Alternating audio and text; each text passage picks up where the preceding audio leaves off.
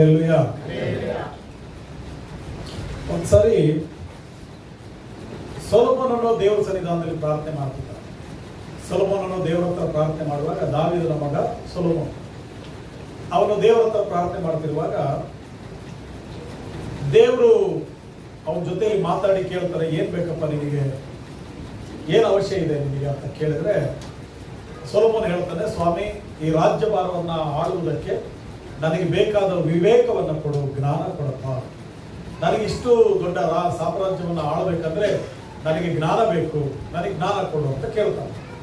ಆಗ ದೇವರು, ನೀನು ವೈರಿಯ ಪ್ರಾಣವನ್ನಾಗ್ಲಿ ಕೇಳಲಿಲ್ಲ, ಐಶ್ವರ್ಯವನ್ನಾಗ್ಲಿ ಕೇಳಲಿಲ್ಲ, ದೀರ್ಘ ಆಯುಷ್ಯನ್ನ ಕೇಳಲಿಲ್ಲ, ನೀನು ಜ್ಞಾನವನ್ನ ಕೇಳಿದೀಯ. ಆದ್ದರಿಂದ ಇನ್ನು ಮುಂದೆ ನಿನಗಿಂತ ಜ್ಞಾನಿ ಯಾರು ಬರಲ್ಲ, ಇದಕ್ಕೆ ಮುಂಚೆ ನಿನ್ನಷ್ಟು ಜ್ಞಾನ ಯಾರಿಗೂ ಇರೋದಿಲ್ಲ, ಅಷ್ಟು ಜ್ಞಾನ ನಾನು ನಿನಗೆ ಕೊಡ್ತೀನಿ ಅಂತ ಹೇಳಿ ಸೊಲೊಮೋನನಿಗೆ ಬೇಕಾದಷ್ಟು ಜ್ಞಾನವನ್ನ ದೇವರು ಅನುಗ್ರಹ ಮಾಡಿದರು.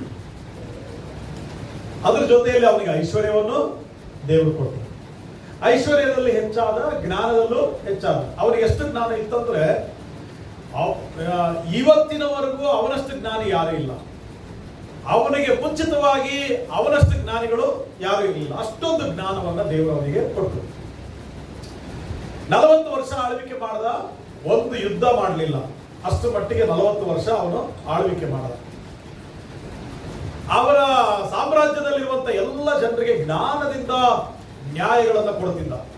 ಜಗಳ ಮಾಡಿ ಬಂದ್ರು, ಸಮಸ್ಯೆಗಳಾಗಿ ಬಂದ್ರು, ಆಸ್ತಿ ಪಾಸ್ತಿ ವಿಷಯದಲ್ಲಿ ಬಂದ್ರು, ಏನ್ ವಿಷಯದಲ್ಲಿ ಬಂದ್ರು ಸಹ ಅವರೆಲ್ಲರಿಗೆ ಬೇಕಾದ ನ್ಯಾಯವನ್ನು ಕರೆಕ್ಟ್ ಆಗಿ ಕೊಡ್ತಿದ್ದ. ಅಷ್ಟು ವಿವೇಕವನ್ನು ದೇವರು ಅವರಿಗೆ ಕೊಟ್ಟರು. ನೀವು ಜ್ಞಾನೋಕ್ತಿಯನ್ನು ಓದಿದ್ರೆ ನಿಮಗೆ ಅರ್ಥ ಆಗುತ್ತೆ ಅವನಿಗೆ ಎಷ್ಟು ನಾಲೆಡ್ಜ್ ಇತ್ತು ಅಂತ. ಪ್ರಸಂಗಿ ಗ್ರಂಥದಲ್ಲಿ, ಜ್ಞಾನೋಕ್ತಿ ಪುಸ್ತಕದಲ್ಲಿ ಬಹಳ ಜ್ಞಾನವಾಗಿ ಅವನು ಮಾತಾಡ್ತಾರೆ. ಅಂದ್ರೆ ಅವನಿಗೆ ಎಷ್ಟು ವಿವೇಕ ಇತ್ತು, ಎಷ್ಟು ಜ್ಞಾನ ಇತ್ತಂದ್ರೆ ಸುತ್ತಮುತ್ತ ಇರುವಂತ ರಾಜರುಗಳು, ಸುತ್ತಮುತ್ತ ಇರುವ ಅಧಿಕಾರಿಗಳು, ಸುತ್ತಮುತ್ತ ಇರುವಂತ ಶ್ರೀಮಂತ ಜನರು ಇವನ ಜ್ಞಾನದ ಮಾತುಗಳನ್ನ ಕೇಳಕ್ ಬರ್ತಿದ್ರು. ಆಮೇಲೆ ಇವನ ಕ್ರಮ, ಇವನ ಜೀವನ ಕ್ರಮ, ಇವನ ಆಳುಗಳು, ಇವನ ಸೈನಿಕರು, ಇವನ ಅರಮನೆ, ಇವನ ಪದ್ಧತಿಗಳು, ಇದನ್ನೆಲ್ಲ ನೋಡ್ಲಿಕ್ಕೆ ಸುತ್ತಮುತ್ತ ಇರುವಂತ ರಾಜರು, ಅಧಿಕಾರಿಗಳು, ಶ್ರೀಮಂತರು ಬಂದು ನೋಡಿ ಹೋಗ್ತಿದ್ರು. ಅಂದ್ರೆ ಅವನಿಗೆ ಅಷ್ಟೊಂದು ಜ್ಞಾನವನ್ನ ದೇವರು ಅವನಿಗೆ ಅನುಗ್ರಹ ಮಾಡಿದ್ರು. ಬಹಳ ಕ್ರಮವಾದ ಜೀವನ. ಅವನ ನಡಿಗೆಯಲ್ಲಿ ಒಂದು ಕ್ರಮ, ಅವನ ಮಾತಿನಲ್ಲಿ ಒಂದು ಕ್ರಮ, ಅವನ ಜೀವನದಲ್ಲಿ ಒಂದು ಕ್ರಮ, ಅರಮನೆಯಲ್ಲಿ ಅದ್ಭುತವಾದ ಕ್ರಮ. ಬಹಳ ಅದ್ಭುತವಾದ ಮನುಷ್ಯ. ಒಂದ್ ದಿವಸ ಇವನ ಕೀರ್ತಿ, ಇವನ ಹೆಸರು ಎಲ್ಲ ಕಡೆಗಳಲ್ಲಿ ಹರಡಿದ್ರಿಂದ ಒಂದ್ ದಿವಸ ಶೆಬಾ ದೇಶದ ರಾಣಿ ಅವಳ ಕಿವಿಗೆ ಬಿತ್ತು. ಸೊಲೊಮೋನನು ಬಹಳ ಜ್ಞಾನವಾಗಿ ಮಾತಾಡ್ತಾನಂತೆ, ಸೊಲೊಮೋನನು ಬಹಳ ಅದ್ಭುತವಾದ ಮನುಷ್ಯ ಅಂತೆ, ಸೊಲೊಮೋನನು ಬಹಳ ಕ್ರಮವುಳ್ಳಂತ ಮನುಷ್ಯ ಅಂತೆ, ಅವನ ಅರಮನೆ ಹಿಂಗಿದೆಯಂತೆ, ಅವನ ಊರು ಹಿಂಗಿದೆಯಂತೆ, ಅವನ ಹತ್ರ ಇರುವಂತ ಜನರು ಹಿಂಗೆಲ್ಲ ಇದ್ದಾರಂತೆ ಅಂತೇಳಿ ಶೆಬಾ ದೇಶದ ರಾಣಿಯ ಕಿವಿಗೆ ಬಿತ್ತು. ಶೆಬಾ ದೇಶದ ರಾಣಿ ಒಂದ್ ದಿವಸ ಇವನ ಎಲ್ಲ ಜ್ಞಾನ, ಇವನ ಕ್ರಮ ಎಲ್ಲವನ್ನ ಕೇಳಿಸ್ಕೊಂಡು ಅವನ ಅಂತ ಮಹಾಜ್ಞಾನಿ ಹೆಂಗಿರ್ಬೋದಪ್ಪ, ಅವನ ಉಪದೇಶ ಹೆಂಗಿರ್ಬೋದು, ಅವನ ಮಾತುಗಳು ಹೆಂಗಿರ್ಬೋದು, ಅವನ ಕ್ರಮ ಹೆಂಗಿರ್ಬೋದು, ದೇಶಗಳು ಅವನ ಬಗ್ಗೆ ಮಾತಾಡ್ತಿದ್ದವಲ್ಲ, ಅವನನ್ನು ಹೋಗಿ ನಾನು ಒಗಟುಗಳಿಂದ ಪ್ರಶ್ನೆ ಮಾಡಬೇಕು, ಮನಸ್ಸಲ್ಲಿರುವಂತ ಎಲ್ಲ ಸಮಸ್ಯೆಗಳನ್ನ ಅವನ ಹತ್ರ ಹೇಳ್ಕೊಳ್ಬೇಕು, ಮನಸ್ಸಲ್ಲಿರುವ ಎಲ್ಲ ಪ್ರಶ್ನೆಗಳನ್ನ ಅವನ ಹತ್ರ ಹೇಳ್ಬೇಕು, ಅವನು ಏನು ಉತ್ತರ ಹೇಳ್ತಾನೆ ಅಂತ ನಾನು ನೋಡ್ಬೇಕು, ಅವನ ಸನ್ನಿಧಾನಕ್ಕೆ ನಾನು ಹೋಗ್ಬೇಕು ಅಂತ ಮನಸ್ಸಿನಲ್ಲಿ ಅವಳು ಅಂದುಕೊಂಡ್ರು. ಆ ಯೆಹೋವ ನಾಮದ ಮಹತ್ತಿನಿಂದ ಸೊಲೊಮೋನನಿಗೆ ಉಂಟಾದ ಕೀರ್ತಿಯನ್ನ ಕೇಳಿ ಇನ್ನೆಂಗಿರ್ಬೋದಪ್ಪ ಸೊಲೊಮೋನು, ಎಷ್ಟೋ ಅದ್ಭುತವಾದ ಮನುಷ್ಯ ಅಂತ ನೆನೆಸಿ ನೋಡ್ಬೇಕಂತ ಬಂದಳು ಅವರು. ಚರಿತ್ರೆ ಹೇಳುತ್ತೆ, ಮಸ್ಕಟ್ ಅನ್ನುವಂತ ದೇಶ ಇದೆಯಲ್ಲ, ಅದು ಶೆಬದ ರಾಣಿ ವಾಸ ಮಾಡ್ತಾ ಇರ್ತಕ್ಕಂಥ ಪ್ರದೇಶ ಅಂತ ಹೇಳ್ತಾರೆ.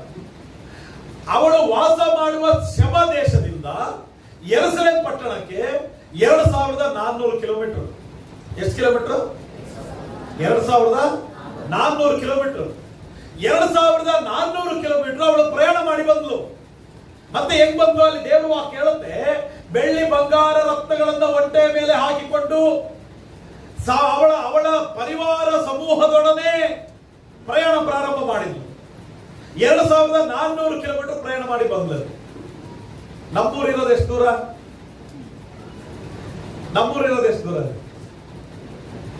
ಅಲ್ಲ ನಿಮ್ಮೂರು ನನ್ನೂರು ಅಂದ್ರೆ ನನ್ನನ್ನು ನೋಡ್ಬೇಡ್ರಿ, ನನಗೆ ಗೊತ್ತಾಯ್ತು ನಮ್ಮೂರು ಇಲ್ಲಿ 27 ಕಿಲೋಮೀಟರ್ ಆಗುತ್ತೆ ನಮ್ಮ ಮನೆಯಿಂದ ಕರೆಕ್ಟ್ ಆಗಿ.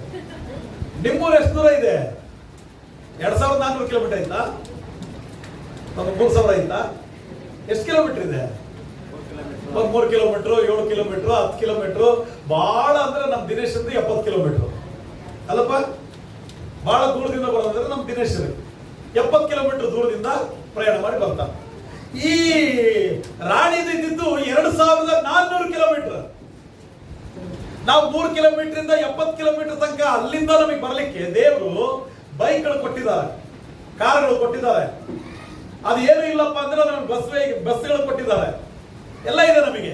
ಆದ್ರೆ ಆವತ್ತಿನ ದಿನದಲ್ಲಿ ಆ ರಾಣಿಗೆ ಆ ತರದ ವ್ಯವಸ್ಥೆ ಇರಲಿಲ್ಲ, ಆ ಪರಿವಾರಕ್ಕೆ ಆ ತರದ ವ್ಯವಸ್ಥೆ ಇರಲಿಲ್ಲ. 2400 ಕಿಲೋಮೀಟರ್ ಫ್ಲೈಟ್ ಅಲ್ಲಿ ಹೋದ್ರೆ ಎರಡು ತಾಸು ರೀ, ಟ್ರೈನ್ ಅಲ್ಲಿ ಹೋದ್ರೆ 2 ದಿವಸ, ಕಾರಲ್ಲಿ ಹೋದ್ರೆ 1 ವಾರ. ಕಾರ್ ಇಲ್ಲ, ಟ್ರೈನ್ ಇಲ್ಲ, ಬಸ್ ಇಲ್ಲ ರೀ. ಒಂಟೆಗಳ ಮೇಲೆ ಏರ್ಕೊಂಡು, ಕತ್ತಗಳ ಮೇಲೆ ಲಗೇಜ್ ಹಾಕೊಂಡು ಪರಿವಾರದೊಡನೆ ಬರ್ಬೇಕಂದ್ರೆ ಬಹಳ ಕಷ್ಟ. ನಾವು ಒಬ್ಬರೇ ಹೊರಟ್ರೆ ಟೈಮಿಗೆ ಹೊರಡ್ಬೋದು, ಪರಿವಾರದೊಡನೆ ಹೊರಡ್ಬೇಕಂದ್ರೆ ಸ್ವಲ್ಪ ಟೈಮ್ ತಗೊಳುತ್ತೆ. ಈ ಮದುವೆ ಮನೆಗೆ ಹೋಗ್ತೀವಲ್ಲ, ರಾತ್ರಿ ಟೈಮ್ ಎಷ್ಟು ಗಂಟೆಗೆ ಬರೋದು? ಅವ್ರು ಹೇಳೋದು 7 ಗಂಟೆ, ಬರೋದು 11 ಗಂಟೆ. ಯಾಕಂಗಾಯ್ತು? ಅವರಷ್ಟೇ ಬರೋದಾದ್ರೆ 7ಕ್ಕೆ ಬರ್ತಾರೆ, ಆದ್ರೆ ಪರಿವಾರವನ್ನು ಕರ್ಕೊಂಡು ಬರ್ಬೇಕಲ್ಲ. ಟ್ಯಾಕ್ಟ್ರಿ ಬುಕ್ ಮಾಡಿ, ಲಾರಿ ಬುಕ್ ಮಾಡಿ, ಅದರಲ್ಲಿ ಜನ ತುಂಬಿಸ್ಕೊಂಡು ನೀನ್ ಬರಪ್ಪ ಅಂತ ಹೇಳಿ ಬರುವಾಗ 11:30 ಆಗತ್ತೆ. ನೋಡ್ರಿ, ನಾವಷ್ಟೇ ಹೋಗೋದು ಸುಲಭ, ಆದ್ರೆ ಪರಿವಾರವನ್ನ ಕರ್ಕೊಂಡು ಹೋಗೋದು ಕಷ್ಟ. ಇವಳು ಏನ್ ಮಾಡಿದ್ಲು? ಸೊಲೊಮೋನನ ಹತ್ರ ಹೋಗ್ತಿದೀವಿ, ಅವನ ಜ್ಞಾನದ ಮಾತುಗಳನ್ನ ಕೇಳಕ್ ಹೋಗ್ತಾ ಇದೀವಿ. ಪರಿವಾರದವ್ರು ನೀವೆಲ್ಲರೂ ಬರ್ರಿ, ಅವನ ಜ್ಞಾನದ ಮಾತನ್ನ ಕೇಳೋಣ. ಯಾಕಪ್ಪ ಇಷ್ಟು ಕಷ್ಟಪಟ್ಟು ಅಲ್ಲಿಗೆ ಬರೋಂಥದ್ದು ಏನಿದೆ? ಇಷ್ಟು ಕಷ್ಟಪಟ್ಟು ಅಲ್ಲಿ ಯಾಕೆ ಬರಬೇಕು? ನಾವು ಇಷ್ಟು ಪ್ರಯಾಸ ಪಟ್ಟು ಅಲ್ಲಿಂದ ಯಾಕೆ ಬರಬೇಕು? ನಮ್ಮ ಊರುಗಳಿಂದ 3 ಕಿಲೋಮೀಟರ್ ಇಂದ 70 ಕಿಲೋಮೀಟರ್ ದೂರದಿಂದ ಯಾಕೆ ನಾವು ಇಷ್ಟು ದೂರ ಬರಬೇಕು? ಮತ್ತಾಯನ ಸುವಾರ್ತೆ 12ನೇ ಅಧ್ಯಾಯ 42ನೇ ವಾಕ್ಯ ಒಂದ್ಸರಿ ಓದ್ರಿ. ಸ್ವಲ್ಪ ನೀವು ಕೊಡಿ. ಮತ್ತಾಯನ ಸುವಾರ್ತೆ 12ನೇ ಅಧ್ಯಾಯದ 42ನೇ ವಾಕ್ಯ. ದಕ್ಷಿಣ ದೇಶದ ರಾಣಿಯು ನ್ಯಾಯ ವಿಚಾರಣೆಯಲ್ಲಿ ಈ ಸಂತತಿಯವರೊಂದಿಗೆ ಎದ್ದು ನಿಂತು ಇವರನ್ನು ಅಪರಾಧಿಗಳೆಂದು ಹೇಳುವಳು. ಆಕೆಯು ಸೊಲೊಮೋನನ ಜ್ಞಾನವನ್ನು ತಿಳಿದುಕೊಳ್ಳುವುದಕ್ಕೆ, ಇಲ್ಲಿ ಕೇಳಿಸ್ಕೊಳ್ರಿ, ಆಕೆಯು ದಕ್ಷಿಣ ದೇಶದ ರಾಣಿಯು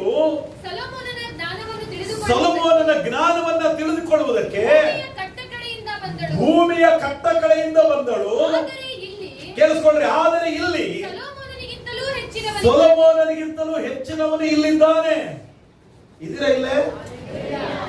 ನಾನೇನ್ ಹೇಳ್ತಿದ್ದೀನಿ? ಸೊಲೊಮೋನನ ಜ್ಞಾನವನ್ನ ಕೇಳಿಕೊಳ್ಳಕ್ಕೆ 2400 ಕಿಲೋಮೀಟರ್ ದೂರದಿಂದ ಅವಳು ಪ್ರಯಾಣ ಮಾಡಿ ಬರ್ತಿದ್ದಾಳಂದ್ರೆ, ನಾನು ನೀವು ಇಲ್ಲಿಗೆ ಯಾಕೆ ಬರ್ತಿದ್ದೀವಿ? ಸೊಲೊಮೋನನಿಗಿಂತ ಹೆಚ್ಚಿನವನು ಇಲ್ಲಿದ್ದ ಅಂದ್ರೆ. Hallelujah, hallelujah. ಸೊಲೊಮೋನನಿಗಿಂತ ಹೆಚ್ಚಿನವನು ಇಲ್ಲಿದ್ದಾನೆ. ಸೊಲೊಮೋನನಿಗೆ ಮಹಾಜ್ಞಾನ, ಸೊಲೊಮೋನನಿಗೆ ಕ್ರಮ, ಸೊಲೊಮೋನನ ಐಶ್ವರ್ಯವಂತ, ಸೊಲೊಮೋನನ ಕೀರ್ತಿ ಇಂಥದ್ದು. ಸೊಲೊಮೋನನ ಅದ್ಭುತವಾಗಿ ಮಾತಾಡ್ತಾನೆ, ಒಳ್ಳೆ ಉಪದೇಶಕ. ನಾನು ಹೇಳ, ಸೊಲೊಮೋನನಿಗಿಂತಲೂ ದೊಡ್ಡವನು ಇಲ್ಲಿದ್ದಾನೆ. ಅಲ್ಲಿ ಸ್ವಲ್ಪ ಮೇಲ್ಗಡೆ ದೇವರ ವಾಕ್ಯ ಓದಿದ್ರೆ ಅಲ್ಲಿ ದೇವರ ವಾಕ್ಯ ಹೇಳುತ್ತೆ, ಮೀನಿನ ಹೊಟ್ಟೆ ಒಳಗಡೆ ಯೋನನು 3 ದಿವಸ ಇದ್ದು ಬಂದಿದ್ದಂತೆ. ಯೋನ ಅನ್ನುವ ಪ್ರವಾದಿಯ ಬಗ್ಗೆ ಬಹಳ ದೊಡ್ಡದಾಗಿ ಮಾತಾಡಿದ್ರು. ಅಲ್ಲಿ ವಚನ ಹೇಳುತ್ತೆ, ಯೋನನು 3 ದಿವಸ ಮೀನಿನ ಹೊಟ್ಟೆ ಒಳಗಡೆ ಇದ್ದು ಬಂದ್ರು. ಆದ್ರೆ ಯೇಸು ಕ್ರಿಸ್ತನು ಸತ್ತು ಭೂಗರ್ಭದಲ್ಲಿ 3 ದಿವಸ ಇದ್ದು 3ನೇ ದಿನದಲ್ಲಿ ಮೃತ್ಯುಂಜಯನಾಗಿ ಎದ್ದು ಬಂದನು. ಯೋನನಿಗಿಂತ ಯೇಸು ಕ್ರಿಸ್ತನು ಶ್ರೇಷ್ಠನಲ್ಲವೇ? ಯೋನನಿಗಿಂತಲೂ ಯೇಸು ಸ್ವಾಮಿ ದೊಡ್ಡವನು. ಇದು ಇಬ್ರಿಯ ಪತ್ರಿಕೆಯಲ್ಲಿ ಅಲ್ಲಿ ದೇವರ ವಾಕ್ಯ ಹೇಳುತ್ತೆ, ಎಲ್ಲರೂ ಹೇಳ್ತಾರೆ ಧರ್ಮಶಾಸ್ತ್ರ ಬಹಳ ದೊಡ್ಡದು, ಧರ್ಮಶಾಸ್ತ್ರವನ್ನು ಬರೆದಂತ ಮೋಶೆಯು ಬಹಳ ಶ್ರೇಷ್ಠವಾದವನು. ಮೋಶೆಯು ದೇವರ ಮನೆಯಲ್ಲೆಲ್ಲ ನಂಬಿಗಸ್ತನು ಅಂತ ದೇವರ ವಾಕ್ಯ ಹೇಳುತ್ತೆ. ಅದೇ ವಾಕ್ಯದಲ್ಲಿ ಕೆಳಗಡೆ ದೇವರ ವಚನ ಹೇಳುತ್ತೆ, ಆ ಮನೆ ಯೇಸು ಸ್ವಾಮಿದು. ಹಾಗಿದ್ರೆ ಮೋಶೆಗಿಂತ ಯೇಸು ಸ್ವಾಮಿ ಶ್ರೇಷ್ಠನಲ್ಲವೇ? ಹಲ್ಲೆಲೂಯಾ. ದೇವರ ಮನೆಯಲ್ಲೆಲ್ಲ ಮೋಶೆಯು ನಂಬಿಗಸ್ತನಾಗಿದ್ದ, ಹೌದು. ಮೋಶೆಯು ದೊಡ್ಡವನು, ಹೌದು. ಧರ್ಮಶಾಸ್ತ್ರವನ್ನು ಬರೆದವನು, ಹೌದು. ಧರ್ಮಶಾಸ್ತ್ರ ಯಾರ ಕುರಿತು ಬರೆಯಲ್ಪಡ್ತು? ಯೇಸು ಕ್ರಿಸ್ತನ ಕುರಿತು. ಯಾರ ಮನೆಯಲ್ಲಿ ಮೋಶೆ ನಂಬಿಗಸ್ತನಾಗಿದ್ದ? ಯೇಸು ಸ್ವಾಮಿಯ ಮನೆಯಲ್ಲಿ, ದೇವರ ಮನೆಯಲ್ಲಿ ಆತನು ನಂಬಿಗಸ್ತನಾಗಿದ್ದ. ಹಾಗಿದ್ದಾಗ ಮೋಶೆಗಿಂತ ಯೇಸು ದೊಡ್ಡವನಲ್ಲವೇ? ಯೋನನಿಗಿಂತ ಯೇಸು ದೊಡ್ಡವನಲ್ಲವೇ? ಸೊಲೊಮೋನನಿಗಿಂತ ಯೇಸು ದೊಡ್ಡವನಲ್ಲವೇ?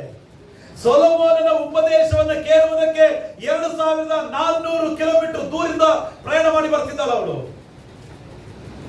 ಈಗಿರುವಂತ ವ್ಯವಸ್ಥೆಗಳಿಲ್ಲ. ದಿನಕ್ಕೆ ಅವರು ಎಷ್ಟು ಪ್ರಯಾಣ ಮಾಡಬಹುದು ಅಂದ್ರೆ ಬಹಳ ಅಂದ್ರೆ 20 ರಿಂದ 25 ಕಿಲೋಮೀಟರ್ ಪ್ರಯಾಣ ಅಷ್ಟೇ.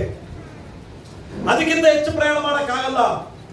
ಅದಕ್ಕೆ ಅಷ್ಟು ಜನರಿಗೆ ಬೇಕಾದಂತ ಕಾಳು, ಅಷ್ಟು ಜನರಿಗೆ ಆಹಾರ ಸಾಮಗ್ರಿಗಳು, ಅಷ್ಟು ಜನರದ್ದು ಬಟ್ಟೆ ವಸ್ತುಗಳು, ಇವನ್ನೆಲ್ಲ ಕತ್ತೆಗಳ ಮೇಲೆ ಒಂಟೆಗಳ ಮೇಲೆ ಹಾಕೊಂಡು ಅಷ್ಟು ಸಾಲದಕ್ಕೆ ಸೊಲೊಮೋನನಿಗೆ ಕೊಡಕ್ಕೆ ಬೆಳ್ಳಿ ಬಂಗಾರವನ್ನು ತಗೊಂಡು ಒಂಟೆ ಮೇಲೆ ಏರ್ಕೊಂಡು ಅಷ್ಟು ದೂರದಿಂದ ಪ್ರಯಾಣ ಮಾಡಿ ಅಲ್ಲಲ್ಲಿ ಅಡಿಗೆ ಮಾಡಿಕೊಂಡು ಊಟ ಮಾಡಿಕೊಂಡು ಪ್ರಯಾಣ ಮಾಡಿ ಬರ್ತಿರುವಾಗ ಅವರು ಬಂದು ಮುಟ್ಟಕ್ಕೆ 3 ರಿಂದ 4 ತಿಂಗಳಾಯ್ತು. ಎಷ್ಟು ಟೈಮ್ ಆಯ್ತು? 3 ರಿಂದ 4 ತಿಂಗಳು, 100 ರಿಂದ 120 ದಿವಸ ಪ್ರಯಾಣ ಮಾಡಿ ಬಂದಿದ್ದಾರೆ ಅವರು. ನಾನು ಹೇಳ ನಿಮಗೆ, ಒಬ್ಬ ರಾಜ ಅಥವಾ ಒಬ್ಬ ರಾಣಿ 3 ರಿಂದ 4 ತಿಂಗಳು ರಾಜ್ಯಭಾರವನ್ನು ಬಿಟ್ಟು, ಅವಳ ಪ್ರದೇಶವನ್ನ ರಾಜ್ಯವನ್ನ ಬಿಟ್ಟು ಬೇರೆ ಕಡೆಯಲ್ಲಿ ಪ್ರಯಾಣ ಮಾಡಿ ಬರ್ತಿದ್ದಾಳೆ ಅಂದ್ರೆ ಅವಳ ಸಿಂಹಾಸನದ ಗತಿ ಏನಾದೀತು? ಒಳತಂತ್ರಗಳ ನಡಿಬೋದಲ್ಲ, ಮೋಸಗಳ ನಡಿಬೋದಲ್ಲ. ಆ ರಾಣಿಯ ಸಿಂಹಾಸನಕ್ಕೆ ಬೇರೊಬ್ಬಳು ಅಥವಾ ಬೇರೊಬ್ಬನು ಬಂದು ಆ ಸಿಂಹಾಸನವನ್ನು ಆಕ್ರಮಿಸಿಕೊಳ್ಳಬಹುದಲ್ಲ.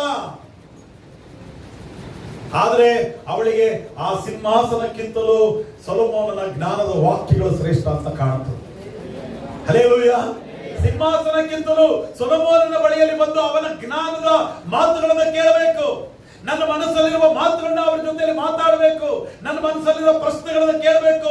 ನನ್ನ ಮನಸ್ಸಲ್ಲಿರುವ ಸಮಸ್ಯೆಗಳನ್ನ ಹೇಳಿಕೊಳ್ಬೇಕು ಅಂತ ಬಂದು ಸೊಲೊಮೋನನ ಜೊತೆಯಲ್ಲಿ ಕೂತ್ಕೊಂಡು ಸಂಭಾಷಣೆ ಮಾಡಿದಳು. ಮಾತಾಡ್ತಾ ಕೂತ್ಕೊಂಡು, ದೇವ್ರ ಮಕ್ಕಳೇ, ನಾನು ಹೇಳ್ತೀನಿ ನಿಮಗೆ, ಕೆಲವರು ಹತ್ತಿರದಲ್ಲಿದ್ದೀರಾ, ಕೆಲವರು ದೂರದಲ್ಲಿದ್ದೀರಾ.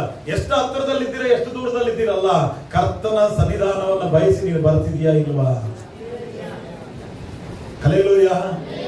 ಯಾಕಂದ್ರೆ ಸೊಲೊಮೋನನ ಹತ್ರ ಹೋಗ್ಲಿಕ್ಕೆ ಅವಳು ಅಷ್ಟು ಪ್ರಯಾಸ ಪಡ್ತಿದ್ದಾಳೆ ಅಂದ್ರೆ ನೀನ್ ಬರ್ತಾ ಇರೋದು ಸೊಲೊಮೋನನಿಗಿಂತ ದೊಡ್ಡವನ ಬಳಿಯಲ್ಲಿ ನೀನ್ ಬರ್ತಿದ್ಯಲ್ಲ, ಆತನ ಸನ್ನಿಧಾನವನ್ನು ಬಯಸಿ ಬರ್ತಿದ್ಯಲ್ಲ.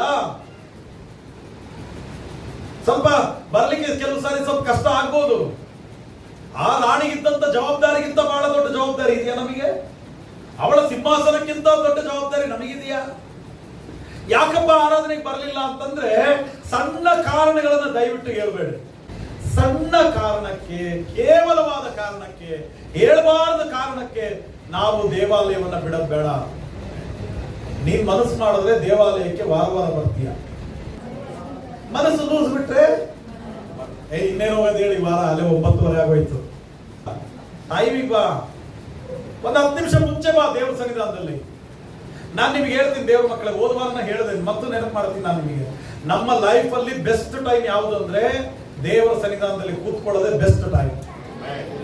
ಇದಕ್ಕಿಂತ ಬೆಸ್ಟ್ ಟೈಮ್ ನಮ್ಮ ಲೈಫ್ ಅಲ್ಲಿ ಇಲ್ಲ. ನೀವು ಏಕಾಂತವಾದ ಕೋಣೆ ಒಳಗಡೆ ಹೋಗಿ ಪ್ರಾರ್ಥನೆ ಮಾಡ್ತಿರಲ್ಲ, ಅದೊಂದು ಅರ್ಧ ಗಂಟೆ ನಿಮ್ ಲೈಫ್ ಅಲ್ಲಿ ಅದು ಬೆಸ್ಟ್ ಟೈಮ್ ರೀ. ಆಸ್ತಿ ತಗೊಂಡಿದ್ದು, ರಿವಾರ್ಡ್ಗಳು ತಗೊಂಡಿದ್ದು, ಆಮೇಲೆ ಬಹುಮಾನ ತಗೊಂಡಿದ್ದು, ಆಮೇಲೆ ಅನಂತರ ಮಕ್ಕಳು ಉನ್ನತಕ್ಕೆ ಬಂದದ್ದು, ಇದೆಲ್ಲ ನಮ್ಮ ಲೈಫ್ ಅಲ್ಲಿ ಬೆಸ್ಟ್ ಟೈಮ್ ಅಲ್ಲ. ನಾನ್ ನಿಮಗೆ ಬೆಸ್ಟ್ ಟೈಮ್ ಹೇಳೋದಾದ್ರೆ ಕರ್ತನ ಪಾದ ಸನ್ನಿಧಾನದಲ್ಲಿ ಇರುವಂತದ್ದೇ ನಮ್ಮ ಬೆಸ್ಟ್ ಟೈಮ್. Hallelujah, hallelujah. 9:30 ಆರಾಧನೆ ಅಂದ್ರೆ 9:20 ಬಾ ದೇವರ ಸನ್ನಿಧಾನದಲ್ಲಿ. 9 ಗಂಟೆಗೆ ಬಾ. ಬರುವಂತ ಜನರಿಗೋಸ್ಕರ ಪ್ರಾರ್ಥನೆ ಮಾಡು, ಅವರ ಕಷ್ಟಗಳಿಗಾಗಿ ಪ್ರಾರ್ಥನೆ ಮಾಡು. ಯಾರ್ಯಾರು ಯಾವ್ಯಾವ ಕಷ್ಟಗಳನ್ನ ಹೊತ್ಕೊಂಡು ಬರ್ತಿದ್ದಾರೋ, ಎಷ್ಟು ಕಣ್ಣೀರನ್ನ ಹೊತ್ಕೊಂಡು ಬರ್ತಿದ್ದಾರೋ. ಇವತ್ತು ಮಗಳು ವಸಂತ ಗುಣ ಆಗಿ ನಮ್ಮ ಮಧ್ಯದಲ್ಲಿದ್ದಾಳೆ ಅಂದ್ರೆ ನೀವೆಲ್ಲರೂ ಕಣ್ಣೀರಿಂದ ಮಾಡಿದ ಪ್ರಾರ್ಥನೆ ಅದು. ಆ ಮಗಳು ಗುಣ ಆಗಿದ್ದಾಳೆ. ಅನೇಕರಿಗೆ ದೇವರು ಗುಣ ಕೊಡ್ತಿದ್ದಾರೆ, ಅನೇಕರ ಜೀವನದಲ್ಲಿ ಅದ್ಭುತ ಮಾಡ್ತಿದ್ದಾರೆ. ಕಾರಣ ಏನಪ್ಪಾ ಅಂದ್ರೆ ನಿಮ್ಮಲ್ಲಿ ಯಾರೋ ಕೆಲವರು ಪ್ರಾರ್ಥನೆ ಮಾಡ್ತಿದ್ದೀರಾ. ಆದ್ದರಿಂದ ನೀವು ಆಲೋಚನೆ ಮಾಡ್ರಿ, ಆರಾಧನೆಗೆ ಮುಂಚೆ ಒಂದು ಅರ್ಧ ಗಂಟೆ ಮುಂಚೆ ಬಂದು ಇಲ್ಲಿ ಯಾರ್ಯಾರು ಯಾವ್ಯಾವ ಚೇರಲ್ಲಿ ಯಾರ್ಯಾರು ಕೂತ್ಕೊಳ್ತಾರೋ ಸ್ವಾಮಿ, ಅವರೆಲ್ಲ ಯಾವ ಕಣ್ಣೀರಿಂದ ಬರ್ತಾರೋ, ಯಾವ ಕಷ್ಟದಿಂದ ಬರ್ತಾರೋ, ಏನ್ ಸಮಸ್ಯೆಯಿಂದ ಬರ್ತಾರೋ, ದಯವಿಟ್ಟು ನೀನು ಅವ್ರಿಗೆ ಸಹಾಯ ಮಾಡಪ್ಪ ಅಂತ ನೀನು ಪ್ರಾರ್ಥನೆ ಮಾಡಿದಿ ಅಂದ್ರೆ ನಾನು ಹೇಳ್ತೀನಿ, ಅವರು ದೊಡ್ಡ ಜಯದಿಂದ ತಿರುಗಿ ಹೋಗ್ತಾರೆ. ನೀನು ಎಷ್ಟು ದೇವರ ಸನ್ನಿಧಾನದಲ್ಲಿ ಸಮಯ ಕಳೀತೀಯೋ ಅಷ್ಟಾಗಿ ದೇವರು ನಿನ್ನನ್ನು ಬಲಪಡಿಸಿ ಆಶೀರ್ವಾದ ಮಾಡ್ತಾರೆ.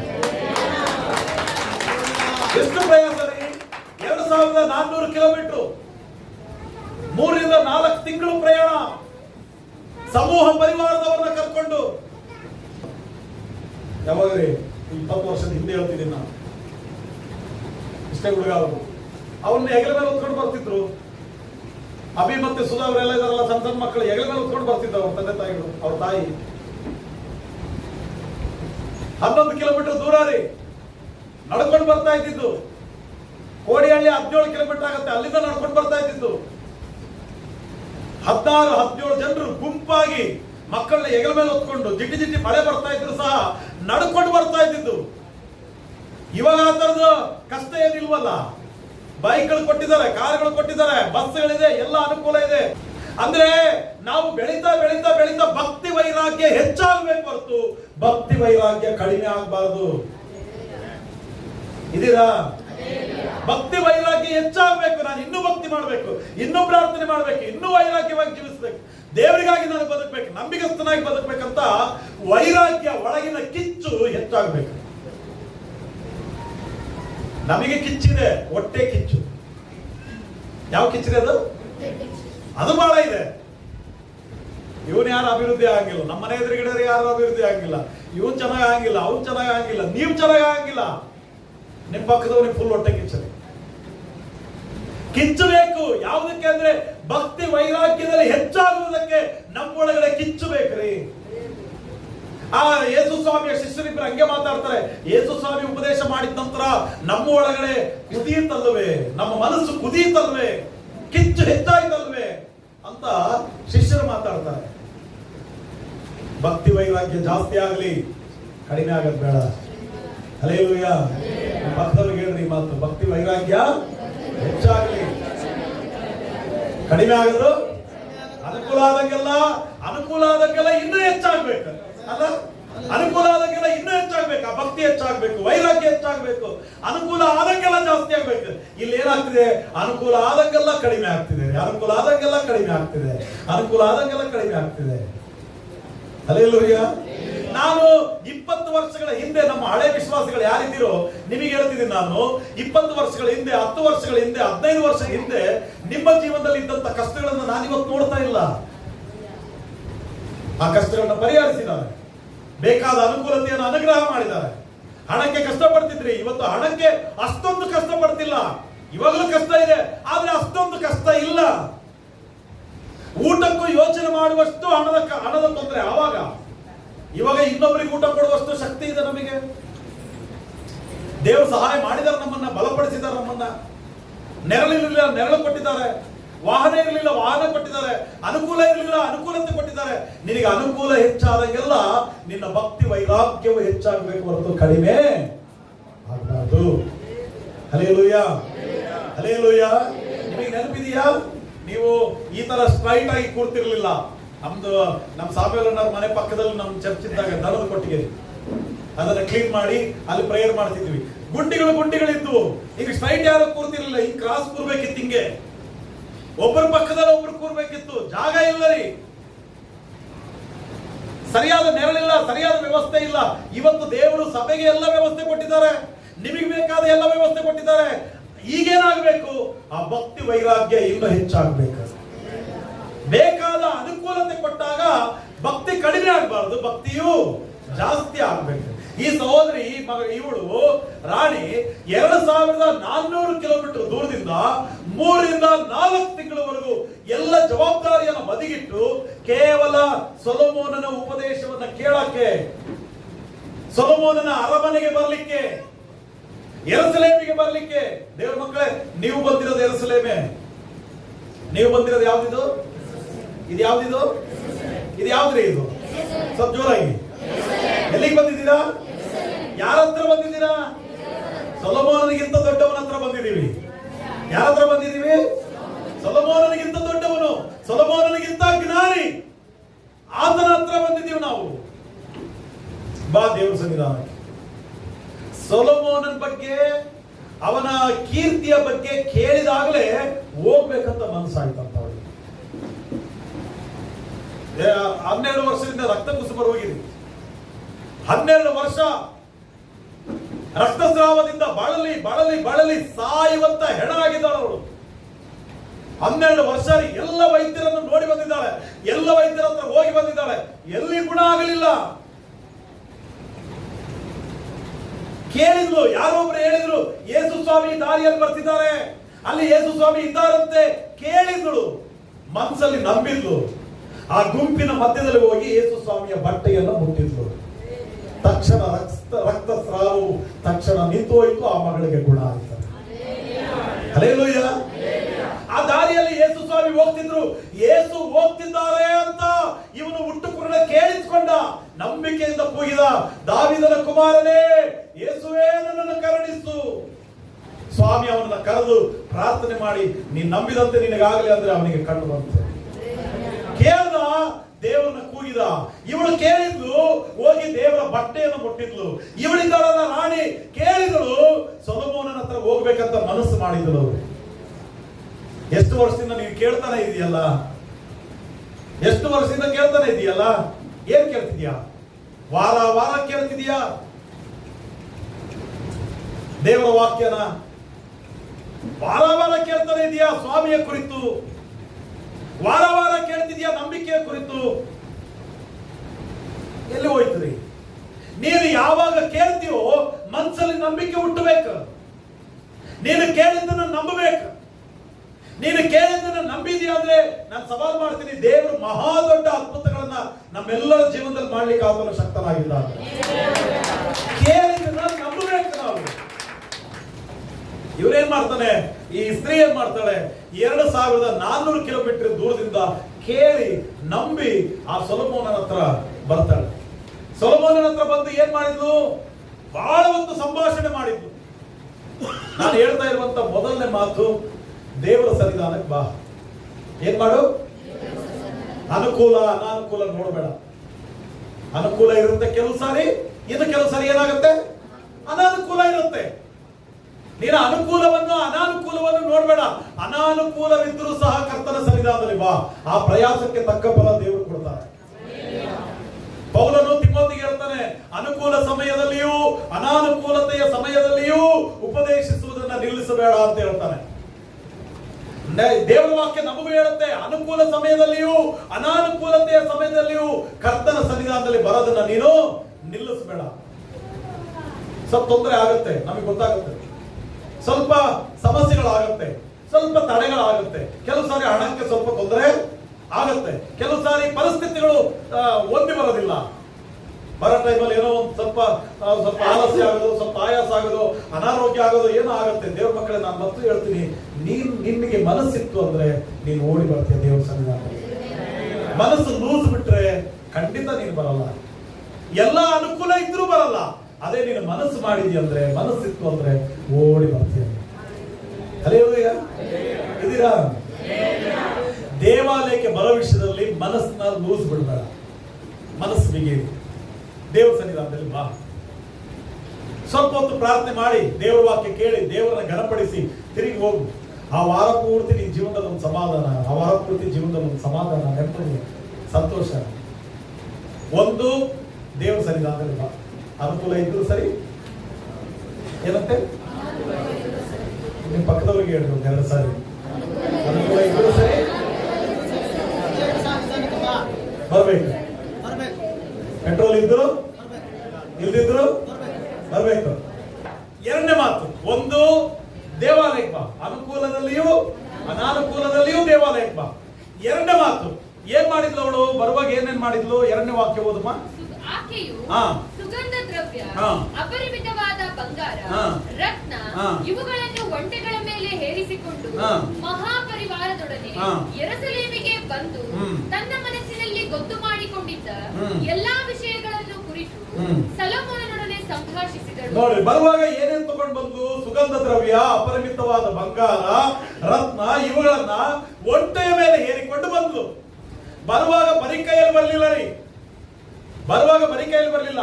ಅವಳ ಮರ್ಯಾದೆಗೆ ತಕ್ಕ ಹಾಗೆ, ಅವಳ ಗೌರವಕ್ಕೆ ತಕ್ಕ ಹಾಗೆ, ಅವಳ ಶಕ್ತಿಗೆ ತಕ್ಕ ಹಾಗೆ, ಅವಳ ಆದಾಯಕ್ಕೆ ತಕ್ಕ ಹಾಗೆ ಅವಳು ಒಂಟೆಯ ಮೇಲೆ ಬಂಗಾರ ರತ್ನಗಳನ್ನು ಹೊತ್ತುಕೊಂಡು ಬಂದು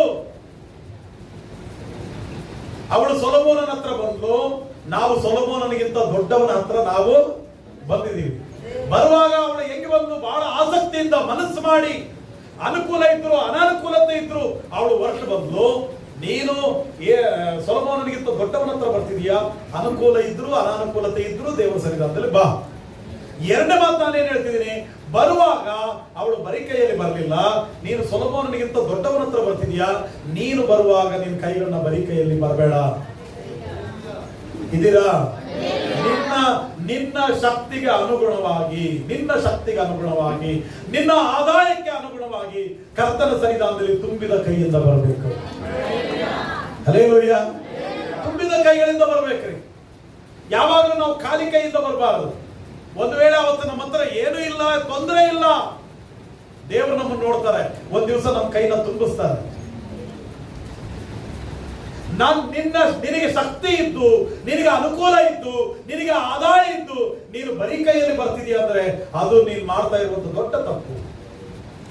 ನಿನಗೆ ಆದಾಯ ಇದ್ದು ನಿನ್ನ ಆದಾಯದಿಂದ ದೇವರನ್ನ ಸನ್ಮಾನಿಸು. ನಿನಗೆ ಕೊಟ್ಟಂತ ಶಕ್ತಿಯಿಂದ ದೇವರನ್ನು ಸನ್ಮಾನಿಸು. ನಿನಗೆ ಕೊಟ್ಟ ಆರೋಗ್ಯದಿಂದ ದೇವರನ್ನ ಸನ್ಮಾನಿಸು. ನಿನಗೆ ಕೊಟ್ಟಂತ ಬಲದಿಂದ ದೇವರನ್ನ ಸನ್ಮಾನಿಸು. ನಿನಗೆ ಆರೋಗ್ಯ ಕೊಟ್ಟಿದ್ದಾರಲ್ಲ, ಬಲ ಕೊಟ್ಟಿದ್ದಾರಲ್ಲ, ಏನಾದರೂ ಪ್ರಯಾಸದ ಕೆಲಸಗಳಿದ್ರೆ ಅದನ್ನ ಮಾಡು. ನಾನು ನಿಮಗೆ ಹೋದ್ವಾರ ಹೇಳಿದ್ದೆ, ನಿಮಗೆ ನೆನಪಿದೆಯಾ? ಸ್ವಾಮಿ ನಮ್ಮ ಋಣದಲ್ಲಿ ಇರಲ್ಲ, ನಾವೇ ಸ್ವಾಮಿಯ ಋಣದಲ್ಲಿ ಇದ್ದೀವಿ. ಸ್ವಾಮಿ ನಮ್ಮ ಋಣದಲ್ಲಿ ಇರಲ್ಲ ರೀ. ನಾವು ದೇವರಿಗೋಸ್ಕರ ಏನನ್ನ ವ್ಯಯ ಮಾಡ್ತೀವೋ ಅದಕ್ಕೆ 10 ಪಟ್ಟು ತಿರುಗಿ ಕೊಡ್ಲಿಕ್ಕೆ ನನ್ನ ದೇವರು ಶಕ್ತನಾಗಿದ್ದಾನೆ. Hallelujah, hallelujah. ನೀನು ಬರುವಾಗ ಬರೀ ಕೈಯಿಂದ ಬರಬೇಡ, ನೀನು ಬರುವಾಗ ತುಂಬಿದ ಕೈಯಿಂದ ಬಾ. ದೇವರು ನಿನ್ನನ್ನ ತಿರುಗಿ ಹೋಗುವಾಗ ತುಂಬಿಸಿ ಕಳಿಸಲಿಕ್ಕೆ ನನ್ನ ದೇವರು ಶಕ್ತನಾಗಿದ್ದಾನೆ. ಹಲ್ಲೆಲೂಯಾ. ಅವಳು ಎಲ್ಲವನ್ನು ತಗೊಂಡು ಬಂದ್ಲು. ಹಾಗಿದ್ರೆ ಅವಳು ಎಲ್ಲವನ್ನು ತಗೊಂಡು ಬಂದ್ಲು. ಅವಳ ಋಣದಲ್ಲಿ ಸೊಲೊಮೋನನಿದ್ದಾನ? ಅವಳ ಋಣದಲ್ಲಿ ಸೊಲೊಮೋನನಿಲ್ಲ ರೀ. ಎಲ್ಲವನ್ನು ಸೊಲೊಮೋನನಿಗೆ ಕೊಟ್ಲು. ಸೊಲೊಮೋನ ಏನ್ ಮಾಡ್ತಾನೆ ಗೊತ್ತಾ? ಇಲ್ಲಿ ವಾಕ್ಯ ಓದ್ರಿ, 13ನೇ ವಾಕ್ಯ ಓದ್ರಿ. ಅರಸನಾದ ಸೊಲೊಮೋನನು ಶಬದ ರಾಣಿಗೆ ತಾನಾಗಿ ರಾಜಮರ್ಯಾದೆಯಿಂದ ಕೊಟ್ಟ ವಸ್ತುಗಳಲ್ಲದೆ ಆಕೆಯು ಕೇಳಿದವುಗಳೆಲ್ಲವನ್ನು ಕೊಟ್ಟು ಬಿಟ್ಟನು. ಅನಂತರ ಆಕೆಯು ತನ್ನ ಪರಿವಾರದೊಡನೆ ಸ್ವದೇಶಕ್ಕೆ ಹೊರಟು ಹೋದಳು. ನೋಡ್ರಿ, ಅಲ್ಲಿ ವಾಕ್ಯ ಏನ್ ಹೇಳುತ್ತೆ? ತನ್ನ ರಾಜ ಮರ್ಯಾದೆಗೆ ತಕ್ಕ ಹಾಗೆ, ಅವಳ ಶಕ್ತಿಗೆ ತಕ್ಕ ಹಾಗೆ ಅವಳು ಕೊಟ್ರೆ, ಸೊಲೊಮೋನನು ತನ್ನ ಶಕ್ತಿಗೆ ಸರಿಯಾಗಿ ಸೊಲೊಮೋನನ ಅವಳಿಗೆ ತಿರುಗಿ ವಾಪಸ್ ಕೊಡ್ತಾರೆ. ಹಲ್ಲೆಲೂಯಾ. ನಿನ್ನ ಶಕ್ತಿಗಳ ಅನುಗುಣವಾಗಿ ದೇವರಿಗೆ ನೀನು ಕೊಟ್ರೆ, ದೇವರು ಆತನ ಶಕ್ತಿಗೆ ಅನುಗುಣವಾಗಿ, ವಾಕ್ಯ ಇದೆಯಲ್ಲ, ಆತನ ಐಶ್ವರ್ಯಕ್ಕೆ ತಕ್ಕ ಹಾಗೆ ನಮ್ಮ ಎಲ್ಲ ಕೊರತೆಗಳನ್ನ ಆತನು ನೀಗಿಸುವನು. ಹಲ್ಲೆಲೂಯಾ. ಸೊಲೊಮೋನನು ರಾಜ ಮರ್ಯಾದೆಗೆ ತಕ್ಕ ಹಾಗೆ, ಆತನ ಶಕ್ತಿಗೆ ತಕ್ಕ ಹಾಗೆ ಅವಳಿಗೆ ಬೇಕಾದದ್ದೆಲ್ಲವನ್ನು ಕೊಟ್ಟರಿ. ಮತ್ತೆ ದೇವ ವಾಕ್ಯ ಹೇಳುತ್ತೆ, ಅವಳು ಮತ್ತೆ ಸೊಲೊಮೋನು ನನಗೆ ಇದು ಬೇಕಾಗಿತ್ತು, ಸೊಲೊಮೋನ್ ಅದು ಬೇಕಾಗಿತ್ತು, ಸೊಲೊಮೋನ್ ಇದು ಬಹಳ ಚೆನ್ನಾಗಿ ಕಾಣ್ತಿದೆ, ಇದು ಬೇಕಾಗಿತ್ತು ಅಂದ್ರೆ ಅದು ಕೊಟ್ಟಿದ್ದಲ್ಲದೆ ಅವಳು ಕೇಳಿದ್ದೆಲ್ಲವನ್ನು ಕೊಟ್ಟುಬಿಟ್ಟಂತ. ತಗೊಳಮ್ಮ, ನೀನು ತಗೋ, ನೀನು ಹೋಗುವಾಗ ತೃಪ್ತಿಯಿಂದ ಹೋಗ್ಬೇಕು, ನೀನು ತಗೊಂಡೋಗ, ನೀನು ತೃಪ್ತಿಯಿಂದ ವಾಪಸ್ ಹೋಗ್ತೀವಿ ಅವಳು. Hallelujah, hallelujah. ಇಲ್ಲಿಗೆ ಬಂದು ಕಣ್ಣಾರೆ ನೋಡುವುದಕ್ಕಿಂತ ಮೊದಲು ಜನರು ಹೇಳಿದ್ದ ಸುದ್ದಿಯನ್ನು ನಂಬಲಿಲ್ಲ. ಈಗ ನೋಡಿದರೆ ನಿನ್ನ ಜ್ಞಾನ ವೈಭವಗಳು ನಾನು ಕೇಳಿದ್ದಕ್ಕಿಂತ ಹೆಚ್ಚಾಗಿವೆ. ಜನರು ನನಗೆ ಇದರಲ್ಲಿ ಅರ್ಧವನ್ನಾದರೂ ಹೇಳಲಿಲ್ಲ. ಜನ ನನಗೆ ಇದರಲ್ಲಿ ಅರ್ಧನಾದರೂ ಹೇಳಿಲ್ಲ. ಹಲ್ಲೆಲೂಯಾ. ಏನಂತೆ? ನಾನು ಈಗ ಬಂದು ಏನ್ ನೋಡ್ತಿದ್ದೀನಲ್ಲ, ನಾನು ಕೇಳಿದ್ರಲ್ಲಿ, ನಾನು ನೋಡಿದ್ರಲ್ಲಿ ಅರ್ಧ ಕೂಡ ನನ್ನ ಜನ ಹೇಳಿಲ್ಲ. ನಿನ್ನ ಕ್ರಮ, ಅರಮನೆಯಲ್ಲಿರುವಂತ ಜನ, ಆ ಭೋಜನ ಪೀಠಗಳು, ಆಮೇಲೆ ಅವರು ಕೂತ್ಕೊಳ್ಳುವಂತ ಆಸನಗಳು, ಆಮೇಲೆ ನೀನು ಯಜ್ಞವನ್ನು ಕೊಡುವಂತ ಪದ್ಧತಿ, ಅವರು ಹಾಕಿರುವಂತ ಡ್ರೆಸ್, ಅವ್ರು ಹಾಕಿರುವಂತ ಏನು ಡ್ರೆಸ್ ಕೋಡು, ಎಂತ ಅದ್ಭುತ ಇದು! ಎಷ್ಟು ಕ್ರಮ! ಹಲ್ಲೆಲೂಯಾ. ಇಷ್ಟು ಕ್ರಮವನ್ನ, ಇಷ್ಟು ಅದ್ಭುತವನ್ನ ನಾನು ಎಲ್ಲಿ ನೋಡಲಿಲ್ಲ, ಇಷ್ಟು ಜ್ಞಾನವನ್ನ ನಾನು ಎಲ್ಲಿ ನೋಡಲಿಲ್ಲ. ನಾನು ಏನ್ ನೋಡಿದ್ದೀನೋ ಇದರಲ್ಲಿ ಅರ್ಥವನ್ನು ಕೂಡ ಜನರು ನನಗೆ ಹೇಳಿಲ್ಲ. ಅದಕ್ಕೆ ದೇವರ ವಾಕ್ಯ ಹೇಳುತ್ತೆ, ನೋಡಿದ್ರೆ ನಿನಗೆ ಅರ್ಥ ಆಗಲ್ಲ, ಅಲ್ಲ ಸಾರಿ, ನೀನು ಕೇಳಿದ್ರೆ ಅರ್ಥ ಆಗಲ್ಲ, ನೀನು ಬಂದು ಅನುಭವಿಸಿದ್ರೆ ಅರ್ಥ ಆಗತ್ತೆ. ಹಲ್ಲೆಲೂಯಾ. ನೀನು ಕೇಳಿದ್ರೆ ಅರ್ಥ ಆಗಲ್ಲ, ಬಂದು ಅನುಭವಿಸಿದ್ರೆ ಅರ್ಥ ಆಗತ್ತೆ. ದೇವರ ವಾಕ್ಯ ಹೇಳುತ್ತಲ್ಲ ಕೀರ್ತನೆಯಲ್ಲಿ, ಆತನು ಸರ್ವೋತ್ತಮನೆಂದು ಅನುಭವದಿಂದ ಸವಿದು ನೋಡಿರಿ, ರುಚಿಸಿ ನೋಡ್ರಿ. ಆತನನ್ನ ಅನುಭವಿಸು, ಆತನನ್ನ ಅನುಭವಿಸಿದರೆ, ಆತನನ್ನ ರುಚಿಸಿದರೆ ಆತನ ಮಹಿಮೆ ನಮಗೆ ಅರ್ಥ ಆಗುತ್ತೆ. ಹಲ್ಲೆಲೂಯಾ. ಅದಕ್ಕೆ ಅವ್ರು ಏನ್ ಹೇಳ್ತಾರೆ ಅಂದ್ರೆ, ನಾನು ನೋಡಿದ್ರಲ್ಲಿ ಅರ್ಧ ಕೂಡ ನಾನು ಕೇಳಲಿಲ್ಲ, ಜನರು ಅರ್ಧ ಕೂಡ ನನಗೆ ಹೇಳಿಲ್ಲ. ಆಮೇಲೆ ಏನಂತಪ್ಪ ಮುಂದಕ್ಕೆ ಹೋದು, ನಿನ್ನ ಪ್ರಜೆಗಳು ಸದಾ ನಿನ್ನ ಮುಂದೆ ನಿಂತುಕೊಂಡು, ಇವಾಗ ವಾಕ್ಯ ಕೇಳಿಸ್ಕೊಳ್ರಿ, ನಿನ್ನ ಪ್ರಜೆಗಳು ಸದಾ ನಿನ್ನ ಮುಂದೆ ನಿಂತುಕೊಂಡು ನಿನ್ನ ಜ್ಞಾನ ವಾಕ್ಯಗಳನ್ನ ಕೇಳುವ ನಿನ್ನ ಸೇವಕರು ಧನ್ಯರು. ಏನಂತೆ, ನಾನು ಅಷ್ಟು ದೂರದಿಂದ ಬಂದು 2 ದಿನ ಕುತ್ಕೊಂಡು ನಿನ್ನ ಮಾತು ಕೇಳುವಾಗಲೇ ನನಗೆ ಇಷ್ಟ ಆಶ್ಚರ್ಯ ಆಗ್ತಿದೆಯಲ್ಲ. ನಿನ್ನ ಮುಂದೆ ಸದಾ ನಿಂತಿರುವಂತ ಈ ನಿನ್ನ ಸೇವಕರು, ಆಳುಗಳು, ಕೆಲಸ ಮಾಡುವವರು, ಸೈನಿಕರು, ಅರಮನೆಯಲ್ಲಿರುವವರು, ಇವರು ಎಷ್ಟೋ ಧನ್ಯರಪ್ಪ. ಪ್ರತಿದಿನ ಜ್ಞಾನದ ವಾಕ್ಯಗಳನ್ನು ಕೇಳ್ತಾರಲ್ಲ. ಮೊದಲನೇ ಸಂಗತಿ ನಾನು ಹೇಳಿದ್ದು, ದೇವಾಲಯಕ್ಕೆ ಬಾ. ಅನುಕೂಲ ಇದ್ರು ಸರಿ, ಅನಾನುಕೂಲ ಇದ್ರು ಸರಿ, ದೇವಾಲಯಕ್ಕೆ ಬಾ. ಎರಡನೇ ಸಂಗತಿ ನಾನೇನ್ ಹೇಳಿದ್ದು, ದೇವಾಲಯಕ್ಕೆ ಬರುವಾಗ ತುಂಬಿದ ಕೈಯಿಂದ ಬಾ. ಹೇಗೆ ಬಾ? ತುಂಬಿದ ಕೈಯಿಂದ ಬಾ. ಮೂರನೇ ಮಾತು ನಾನು ಹೇಳ್ತಾ ಇರೋದು, ದೇವಾಲಯಕ್ಕೆ ಬರುವಾಗ ಉಪದೇಶವನ್ನ ಸರಿಯಾಗಿ ಕೇಳಿ ಉಪದೇಶದಂತೆ ಜೀವಿಸಬೇಕು. ಈ ಪ್ರಪಂಚದಲ್ಲಿ ಬೆಸ್ಟ್ ಟೀಚರ್ ಯಾರು ಗೊತ್ತಾ? ಬೆಸ್ಟ್ ಟೀಚರ್ ಯಾರು? ಬೆಸ್ಟ್ ಟೀಚರ್ ಯೇಸು ರೀ. ಬೆಸ್ಟ್ ಉಪದೇಶಕ ಯೇಸು. Best doctor, best engineer, best judge, best advocate. Hallelujah. ನನ್ನ ನಿನ್ನ ಪರವಾಗಿ ವಾದಿಸುವ ದೇವರು, ನನಗೂ ನಿನಗೂ ನ್ಯಾಯವನ್ನು ಕೊಡುವ ದೇವರು, ನನಗೂ ನಿನಗೂ ಸ್ವಸ್ಥತೆಯನ್ನು, ಆರೋಗ್ಯವನ್ನು ಕೊಡುವ ದೇವರು ಏನ್ರಿ. ನನ್ನ ನಿನ್ನ ಜೀವನವನ್ನ ಅದ್ಭುತವಾಗಿ ಬ್ಲೂ ಪ್ರಿಂಟ್ ಮಾಡಿಟ್ಟಿದ್ದಾರೆ ಗೊತ್ತಾ? ಬೆಸ್ಟ್ ಪ್ಲಾನ್ ಮಾಡಿಟ್ಟಿದ್ದಾರೆ ನಮ್ಮ ಫ್ಯೂಚರ್ ನ. ಬೆಸ್ಟ್ ಇಂಜಿನಿಯರ್, ನನ್ನ ಭವಿಷ್ಯತ್ತಿಗೆ ಬೆಸ್ಟ್ ಇಂಜಿನಿಯರ್, ನಮ್ಮ ಭವಿಷ್ಯತ್ತಿಗೆ ಬೆಸ್ಟ್ ಇಂಜಿನಿಯರ್. ಹಲ್ಲೆಲೂಯಾ. ಇವಾಗ ನಾನು ಹೇಳ್ತಾ ಇರೋದು, ಆತನ ಬೆಸ್ಟ್ ಟೀಚರ್. ಯಾಕಪ್ಪ ಅಂದ್ರೆ ಆತನಂತ ಉಪದೇಶಕ ಯಾರು ಇಲ್ಲ ರೀ. ಅಷ್ಟು ಬೆಸ್ಟ್ ಉಪದೇಶಕರವರು. ಅವರು ಉಪದೇಶ ಹೊಲದಲ್ಲಿ ಕುತ್ಕೊಂಡಿರ್ತಾರೆ ಜನರು, ಸುತ್ತಮುತ್ತ ಕಾಡು, ಆಕಾಶದಲ್ಲಿ ಪಕ್ಷಿಗಳು ಹೋಗ್ತಾ ಇರ್ತವೆ. ಏಸಾಮಿ ಉಪದೇಶಕ್ಕೆ ಸ್ಟಾರ್ಟ್ ಆಗುತ್ತೆ ಗೊತ್ತಾ? ಆಗೋ ನೋಡ್ರಿ, ಅಲ್ಲ ಆಕಾಶದಲ್ಲಿ ಪಕ್ಷಿಗಳು, ಅವು ಬಿದ್ದುವುದಿಲ್ಲ, ಕೊಯ್ಯುವುದಿಲ್ಲ, ಕಣದಲ್ಲಿ ತುಂಬಿಟ್ಟುಕೊಳ್ಳುವುದೂ ಇಲ್ಲ. ಆದರೂ ದೇವರಿಗೆ ಆ ಹಕ್ಕಿ ಪಕ್ಷಿಗಳಿಗೆ ಎಂತ ಗೂಡನ್ನು ಕೊಟ್ಟು, ವಾಸಕ್ಕೆ ಸ್ಥಳವನ್ನು ಕೊಟ್ಟು, ಆಹಾರವನ್ನು ಕೊಟ್ಟು ದೇವರು ಪೋಷಣೆ ಮಾಡ್ತಿದ್ದಾರಲ್ಲ. ಆ ಹಕ್ಕಿಗಳಿಗಿಂತ ನೀವು ಎಷ್ಟೋ ಶ್ರೇಷ್ಠರಲ್ಲವೇ? ಹಕ್ಕಿ ಪಕ್ಷಿಗಳನ್ನ ಪೋಷಣೆ ಮಾಡ್ತಿದ್ದಾರಂದ್ರೆ ನಿಮ್ಮನ್ನ ಕೈ ಬಿಟ್ಟು ಬಿಡ್ತಾರೇನು? ಅಲ್ಲಿ ಅಡವಿಯಲ್ಲಿ ಹೂವುಗಳಿದ್ದು ಆ ಹೂವುಗಳನ್ನ ತೋರಿಸಿ ಹೇಳ್ತಾರೆ, ಹಾಗೋ ನೋಡ್ರಿ ಅಲ್ಲಿ ಹೂವುಗಳು ಮುಂಜಾನೆಯಲ್ಲಿ ಅರಳಿ ಸಂಜೆಗೆ ಮಾಡುವಂತ ಆ ಹೂವುಗಳಿಗೆ ಇರುವಂತ ಅಲಂಕಾರ ಸೊಲೊಮೋನನ ಅರಮನೆಗೂ ಸೊಲೊಮೋನನಿಗೂ ಇರಲಿಲ್ಲ. ಅಂತ ಅಲಂಕಾರ ಆ ಹೂವುಗಳಿಗೆ ದೇವರು ಕೊಟ್ಟಿದ್ದಾರೆ ಅಂದ್ರೆ ನಿಮ್ಮನ್ನ ದೇವರು ಕೈ ಬಿಡ್ತಾರೇನೋ? ನೀವು ಎಷ್ಟೋ ಉಡುಪುಗಳನ್ನ ಕೊಟ್ಟು ನಿಮ್ಮನ್ನ ಆಶೀರ್ವಾದ ಮಾಡುವನಲ್ಲವೇ? ಹಲ್ಲೆಲೂಯಾ. ಯಾರು ಮಾಡ್ತಾರೆ ಇಂಥ ಉಪದೇಶ?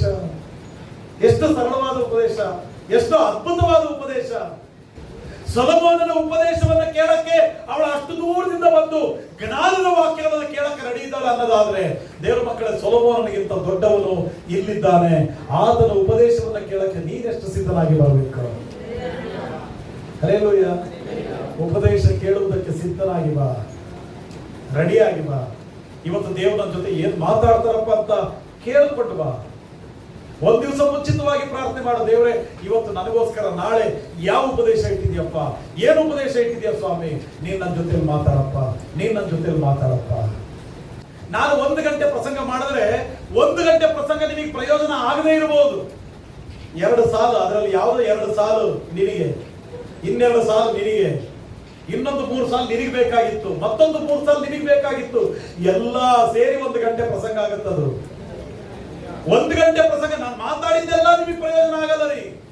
ಯಾವುದೋ 2 ಲೈನ್ ಬೇಕಾಗಿತ್ತು ಇವತ್ತು ನಿನಗೆ, ಅದು ಯಾವುದೋ 3 ಲೈನ್ ಬೇಕಾಗಿತ್ತು ಅದು ನಿನಗೆ. ಇವತ್ತು ಅಣ್ಣ ಎಲ್ಲ ನನಗೆ ಮಾತಾಡ್ತಿದ್ದಾರೆ ಅಂದ್ರೆ ಖುಷಿ ಅಲ್ಲ, ಎಲ್ಲರಿಗೂ ಕೂಡ ಲೈನ್ ನಿನಗೆ ಬಂದಿದೆಯಲ್ಲ. ಹಲ್ಲೆಲೂಯಾ. ಎಲ್ಲರ ಲೈನ್ ನಿನಗೆ ಬಂದ್ರೆ ಸಂತೋಷ ಅಲ್ರಿಪ್ಪ. ಮಾತಾಡಬೇಕು ದೇವರು ನಮ್ಮ ಜೊತೆ, ನೀವು ಸಿದ್ಧರಾಗಿ ಬರಬೇಕು. ಕರ್ತನೆ ನನ್ನ ಜೊತೆ ನೀವು ಮಾತಾಡಪ್ಪ. ಇವತ್ತು ಏನು ಉಪದೇಶ ಇಟ್ಟಿದ್ಯಾ, ಯಾವ ಸಾಲುಗಳನ್ನ ನನಗೋಸ್ಕರ ಇಟ್ಟಿದ್ಯಾ, ನಾನು ಸಿದ್ಧರಾಗಬೇಕು. ಶನಿವಾರನೇ ಸಿದ್ಧರಾಗಬೇಕು. ಭಾನುವಾರದ ಉಪದೇಶಕ್ಕಾಗಿ ರೆಡಿಯಾಗಿ ಬರಬೇಕು. ನಾನು ಬಹಳ ಸಾರಿ ಹೇಳಿದ್ದೀನಿ, ಇಲ್ಲಿ ಮಾತಾಡುವ ಮಾತುಗಳು ನಂದಲ್ಲ, ಶಬ್ದ ಮಾತ್ರ ನಂದು, ಮಾತುಗಳೆಲ್ಲ ಕರ್ತನದ್ರಿ. ಎಷ್ಟು ಧನ್ಯರು ಇವರು ಅಂತಾರೆ, ಎಷ್ಟು ಧನ್ಯರಪ್ಪ ಇವರು. ನಾನು ಒಂದ್ ದಿವಸ 2 ದಿವಸ ವಚನ ಕೇಳಿ ಹೋಗ್ತಾ ಇದ್ದೀನಿ, ಆದ್ರೆ ಇಲ್ಲಿರುವವರು ಪ್ರತಿ ದಿವಸ ನಿನ್ನ ಮಾತುಗಳನ್ನ ಕೇಳ್ತಾರಲ್ಲ. ನೀನು ಪ್ರತಿ ದಿವಸ ಮುಂಜಾನೆಯಲ್ಲಿ ಎದ್ದು ದೇವರ ವಾಕ್ಯಗಳನ್ನು ತೆಗೆದು ಈ ಜ್ಞಾನದ ವಾಕ್ಯಗಳನ್ನು ಓದ್ತಿದ್ರೆ ನೀನು ಧನ್ಯನು. ರಾತ್ರಿ ಮಲಗೋದಕ್ಕೆ ಮುಂಚಿತವಾಗಿ ಒಂದು ಅಧ್ಯಾಯ ಬೈಬಲ್ ಓದಿ ಮಲಗ್ತೀಯ ಅನ್ನೋದಾದ್ರೆ ನೀನು ಧನ್ಯನು. ಟೈಮ್ ಇರುವಾಗ ಮಧ್ಯದಲ್ಲಿ 1-2-3 ಅಧ್ಯಾಯ, 10 ಅಧ್ಯಾಯ ನಾನು ಓದಕ್ಕೆ ಕೂತ್ಕೊಂಡಿದ್ದೀಯ ಅಂದ್ರೆ ನೀನು ಧನ್ಯನು. ಒಂದು, ದೇವರ ಸನ್ನಿಧಾನಕ್ಕೆ ಬಾ, ಅನುಕೂಲ ಇದ್ರೂ ಸರಿ, ಅನಾನುಕೂಲ ಇದ್ರೂ ಸರಿ.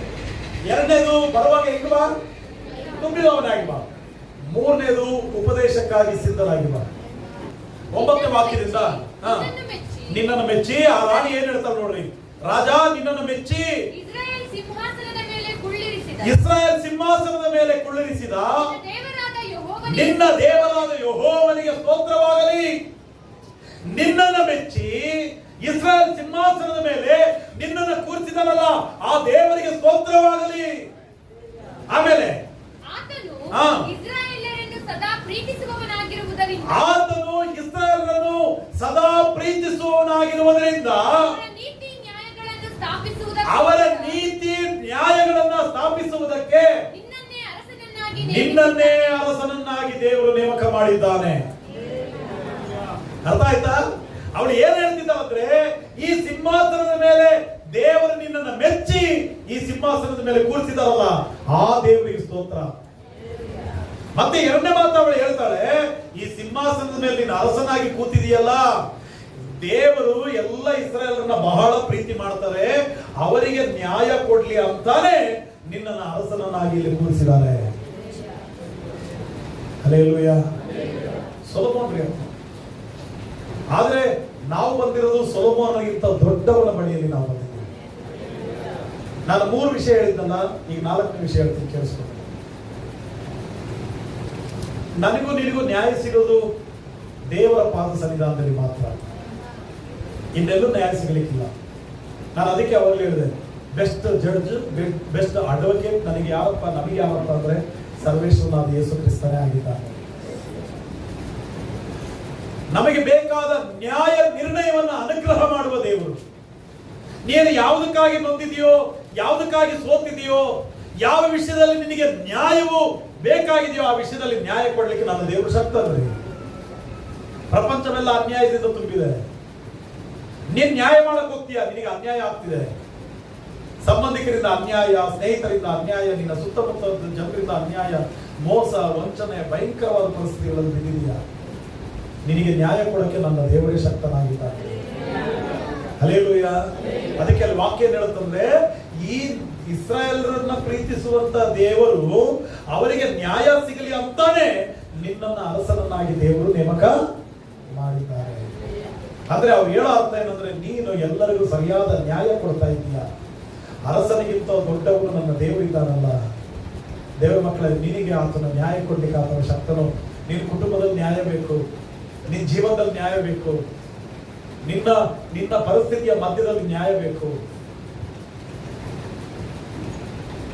ನಿನಗೆ ಯಾವ ವಿಷಯದಲ್ಲಿ ಅನ್ಯಾಯ ಆಗ್ತಿದೆ ಅನ್ಸುತ್ತೋ, ಯಾವ ವಿಷಯದಲ್ಲಿ ದುಃಖ ಅನ್ಸುತ್ತೋ, ಯಾವ ವಿಷಯದಲ್ಲಿ ಸಂಕಟದಲ್ಲಿ ಇದೆಯೋ, ಯಾವ ವಿಷಯದಲ್ಲಿ ಸಮಸ್ಯೆಗಳನ್ನ ಎದುರಿಸಿ ನೀನು ಮುಂದೆ ಹೋಗ್ತಿದೆಯೋ, ಆ ಎಲ್ಲ ವಿಷಯದಲ್ಲಿ ನ್ಯಾಯ ಕೊಡ್ಲಿಕ್ಕೆ ಆ ದೇವರು ಶಕ್ತನಾಗಿದ್ದಾನೆ.